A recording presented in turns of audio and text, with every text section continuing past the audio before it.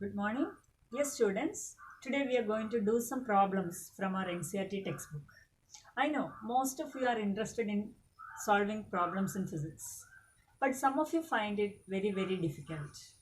Anyway, today we are going to do the exercises from the NCERT textbook. Before starting, let me tell you some important points, the points to be remembered while solving a problem in physics. First of all, you must study the lesson very well. Then, while doing the exercises, the concepts and ideas will be more clear. Secondly, you must do the problems when your concentration level is the maximum. That means you should be able to think properly, you should be able to concentrate on your question properly, and I think it's better to sit with your exercises or problems at 5 o'clock in the morning, because at that time your concentration level is high, there is nothing to disturb you, you'll be fresh and you can easily solve the exercises. Now, I'll give you some steps while approaching a problem. First of all, be friendly with your question. Don't be afraid of your question. Then read the question 2 or 3 times. Understand the problem. Find out what all things are given in the question and what all things you have to find out. Then you find out the formula which connects the things are to be obtained and the things which are given. Okay, the problem is half done. And if possible, you can draw a diagram. With the given things, you can draw a diagram if possible. Okay, so if you have all these things with you, if you understand the problem properly, if you can find out the formula to be used, if you can draw a figure, then the problem is half done. Now, before watching this class, be ready with your notebook and pen. You must have your notebook and pen, and we are going to enjoy the problems in physics. We are going to do the problems together. No, not together. You will do the problem first, then watch the class only if you have some doubts. Okay, so be ready with your notebook and pen and start. First question, what is the force between two small charged spheres having charges of 2 into 10 raised to minus 7 coulomb and 3 into 10 raised to minus 7 coulomb placed 30 centimeters apart in air? So you are given charge Q1 equal to 2 into 10 raised to minus 7 coulomb, Q2 equal to 3 into 10 raised to minus 7 coulomb, R equal to 30 into 10 raised to minus 2 meter. Remember, all quantities should be in SI unit. Now you can write the formula. So you give the given quantities you have written, and what you have to find out is the force F. What is F equal to? This is what you have to find out. Now write the formula connecting these quantities. F equal to K Q1 Q2 divided by R square. And K, you know the constant, 9 into 10 raised to 9 into 2 into 10 raised to minus 7 into 3 into 10 raised to minus 7 divided by 30 into 10 raised to minus 2 the whole square. So if you calculate, you will get the value as 6 into 10 raised to minus 3 Newton. And this force is repulsive in nature because Q1, Q2 both are positive charges. So the force is repulsive. Okay. Hope you understood. Now we will move on to the next question. Second question. The electrostatic force on a small sphere of charge 0.4 microcoulomb due to another small sphere of charge minus 0.8 microcoulomb in air is 0.2 Newton. What is the distance between the two spheres? What is the force on the second sphere due to the first? So you are given Q1 equal to 0.4 microcoulomb, that is 1 microcoulomb equal to 10 raised to minus 6 coulomb. So Q1 equal to 0.4 into 10 raised to minus 6 coulomb. Q2 0.8 into 10 raised to minus 6 coulomb. F12, that is force acting on Q1 due to Q2, that is given 0.2 Newton. And you are asked to find out the distance R and force acting on the other charge. Same formula you can use, F equal to K into Q1 Q2 divided by R square. And R square, from this equation you can write R square equal to K Q1 Q2 divided by F. Now substitute. So R square equal to 9 into 10 raised to 9, that's the value of K, into 0.4 into 10 raised to minus 6 into 0.8 into 10 raised to minus 6 divided by 0.2.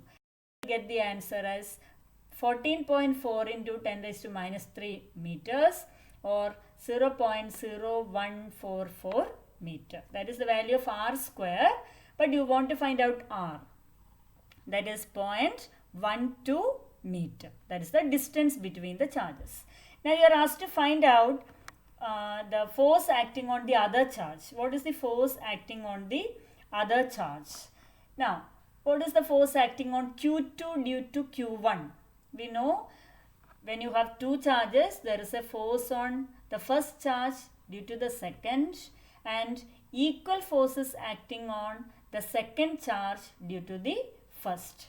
That is, F12 is equal to F21 in magnitude. So F21 is 0.2 Newton.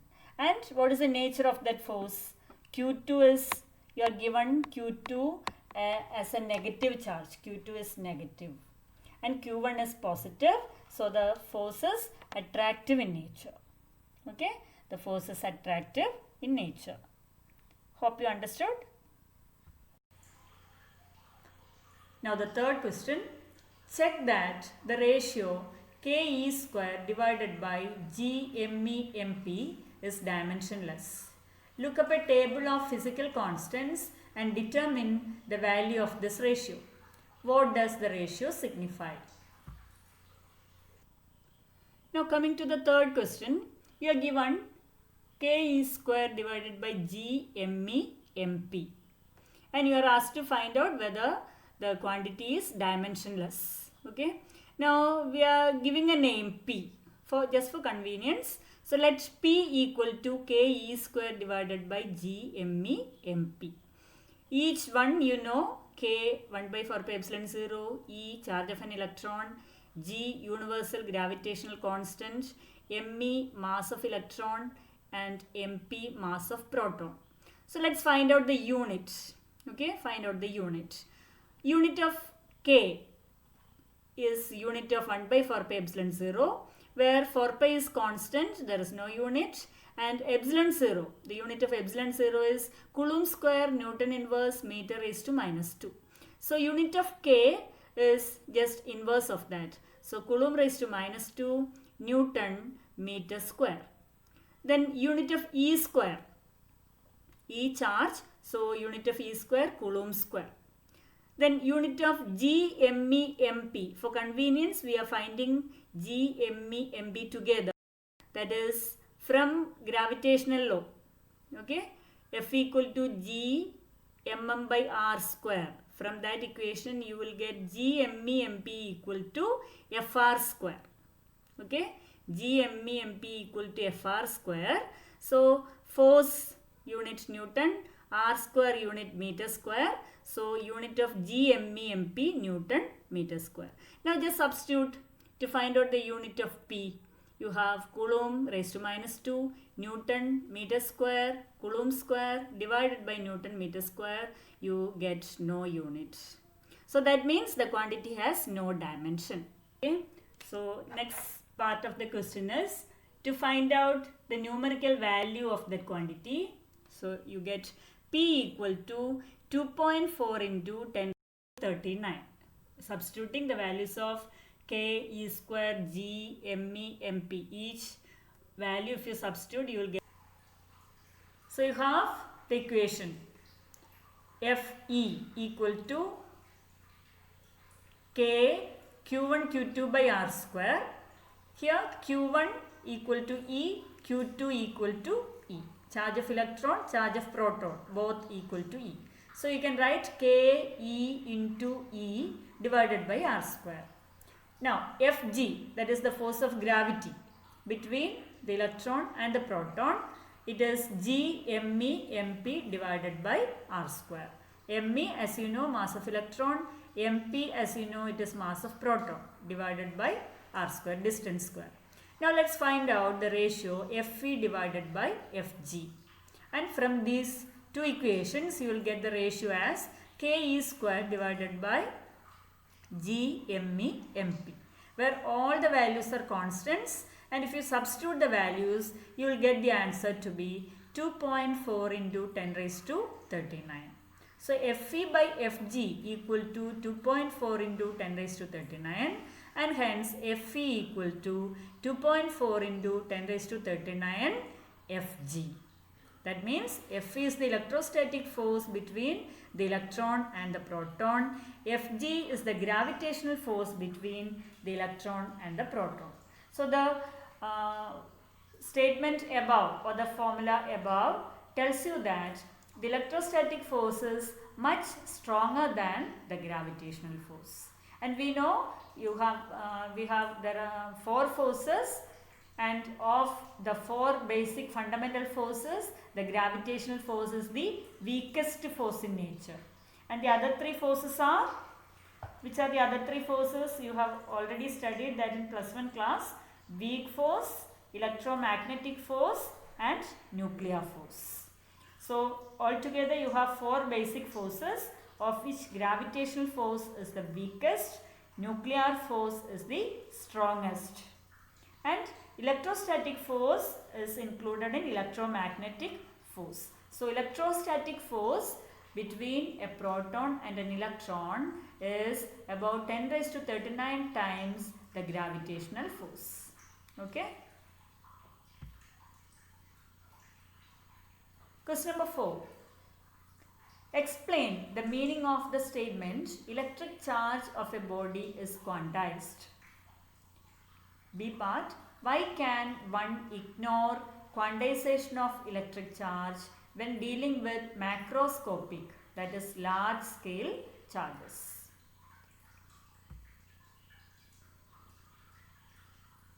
Quantization, we know all charges in the universe are integral multiple of the charge of an electron. Q equal to Ne. That is what is known as the quantization of charge. So the A part is familiar to you. Now we will consider the B part. See, suppose you have N equal to 100. That means you are considering a bunch of 100 electrons. Okay.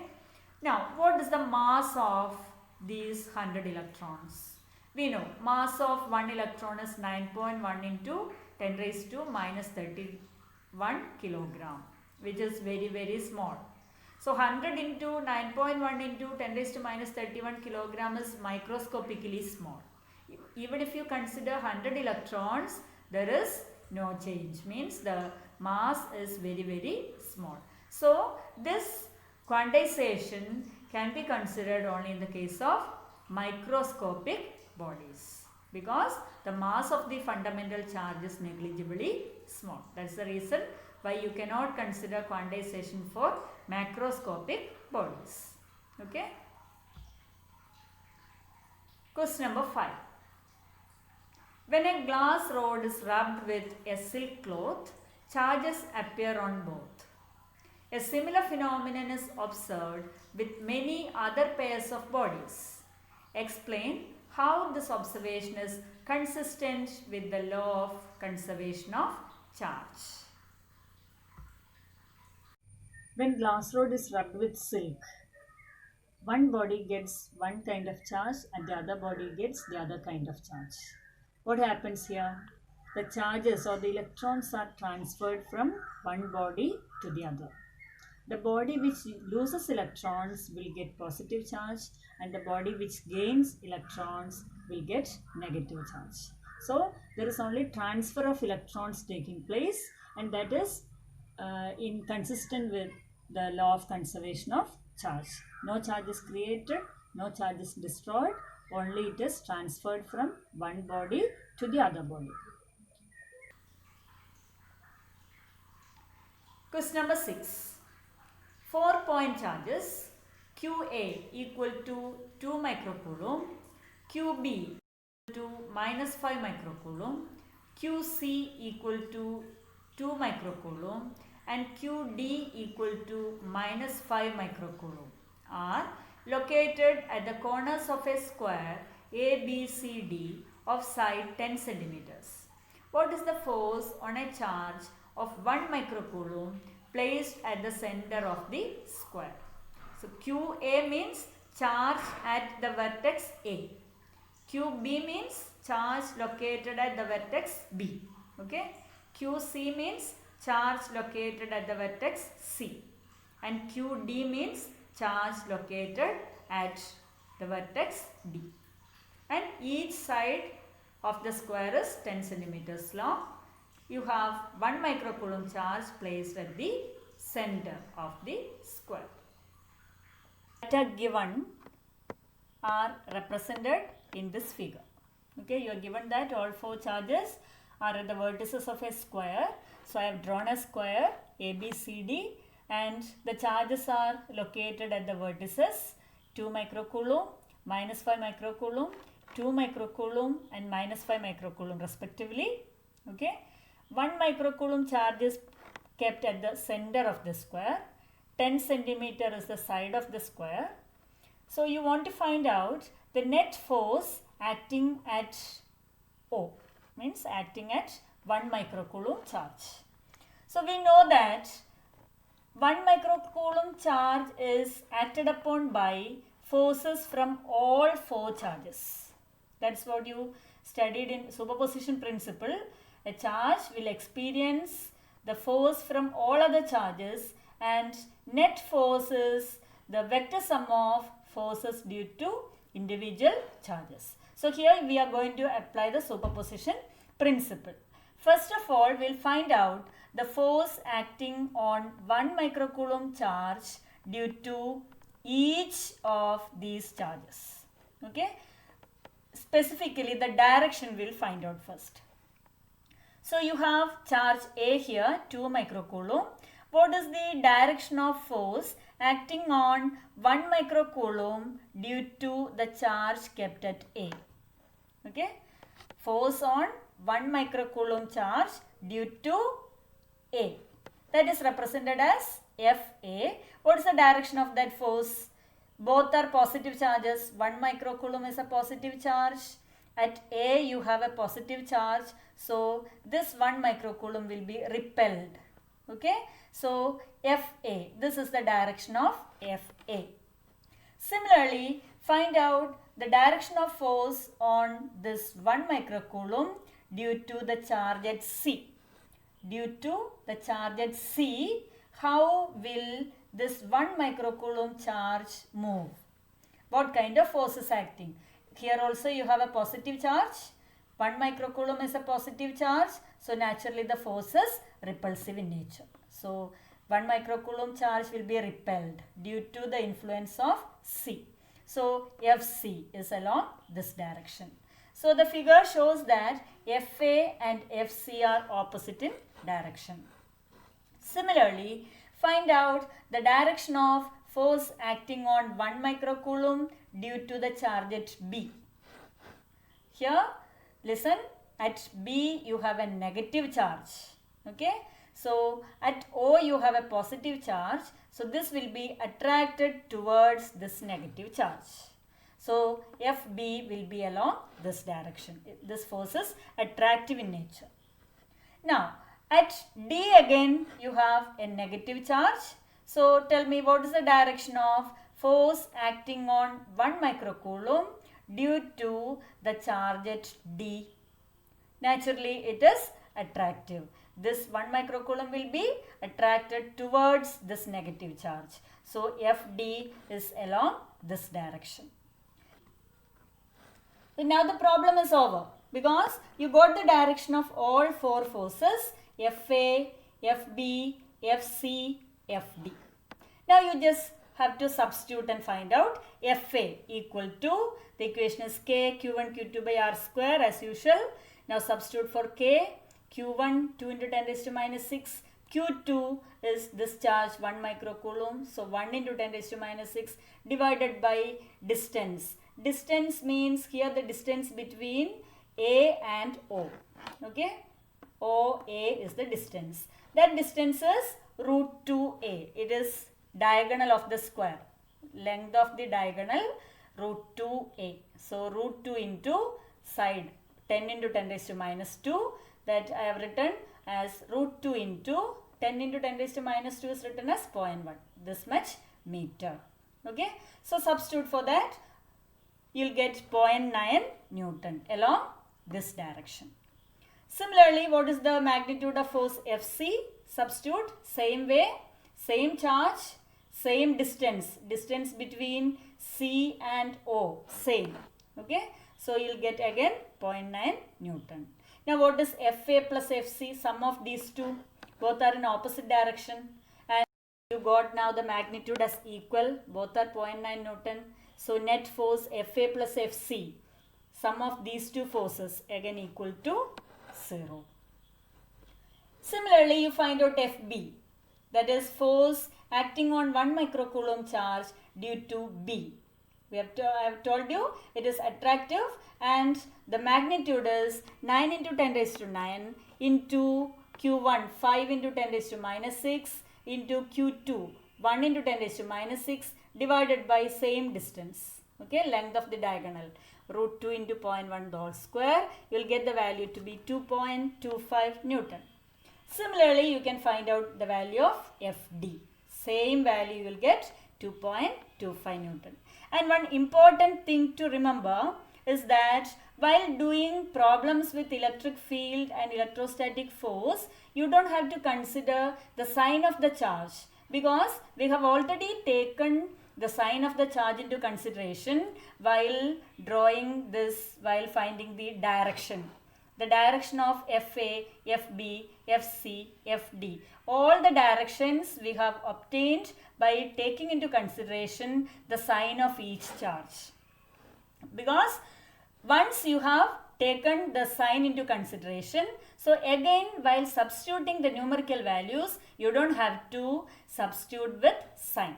Okay. So that point is very important. You have to remember that while doing problems with force and electric field, you don't have to substitute the values with sign. Okay. That is taken while considering the direction. So Fb, Fd both are equal in magnitude 2.25 Newton and the direction we have already drawn here. So the net force is equal to Fb plus Fd. Since both are in opposite direction, that is equal to 0. So that means sum of Fa and Fc equal to 0. Similarly, sum of Fb and Fd equal to 0. So what is the net force acting on the charge, 1 microcoulomb charge? That is vector Fa plus vector Fc plus vector Fb plus vector Fd, that is equal to 0. So even if this 1 microcoulomb charge is placed under the influence of 4 different charges, the net force acting on the charge is equal to 0. Okay, each charge is exerting a force on it, but the net force becomes 0. Okay, clear? Hope it's clear for you. Meet you with the next set of problems in the next class. Don't forget to comment your doubts and suggestions. If you could gain something from the class, please subscribe. Thank you.